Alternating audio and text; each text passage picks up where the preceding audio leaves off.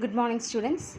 So, today we are going to start a new chapter called group dynamics. I think it is a very common topic or common name we heard in our last classes. Okay, so group dynamics means group cohesion. Okay, so simply we can say we would say that the people working in a factory form a group because in the content of their occupation they interact with one another more than they interact with other people. Okay, in an organization the people want to interact each other. Okay, so far as their occupation goes. Okay, if they are working in a factory, as long they want to interact with each other members.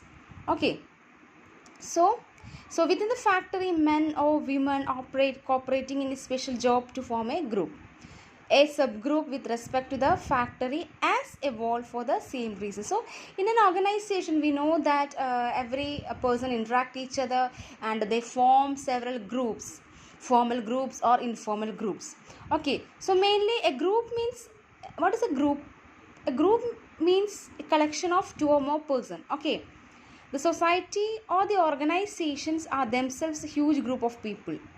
Okay, so in a context of organization, what is a group? A group is considered as a small group which is formally organized, having some common features, and its members are interacting with each other mostly face to face.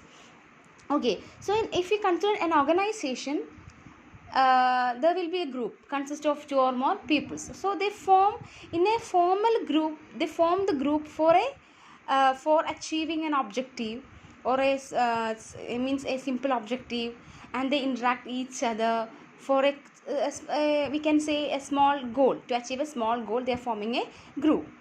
Okay, so we can say, or we can summarize the definition, and we can see the features of a group. A group is a small aggregation of persons vested with some common interest, interaction between members, perceived collective identity. Okay, so from this definition we can see these are the features of group. Okay, a group is a small aggregation of person. I already told you a group means it is a collection of few more peoples. Then vested with common interest. So they are forming a formal group for a common interest, means a common caste or common goal or a similar interest in anything. For such activities they are forming a group.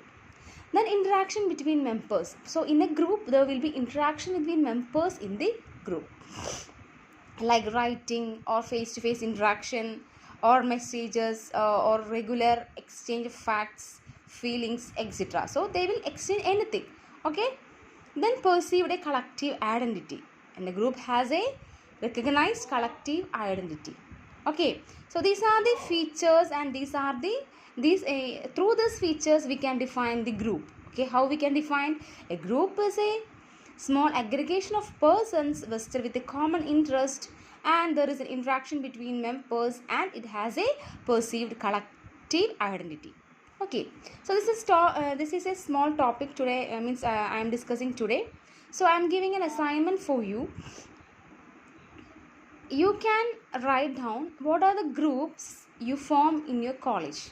Okay, and what is the purpose of such groups. Okay, what are the groups, examples for group you are forming in your college, and what is the aim of such groups. Okay, and you can write down what are the classification of the group. You just read your text and you just find out what are the classification of the group. And in the next coming Zoom class we want to discuss about the classification of groups and types of group. Thank you.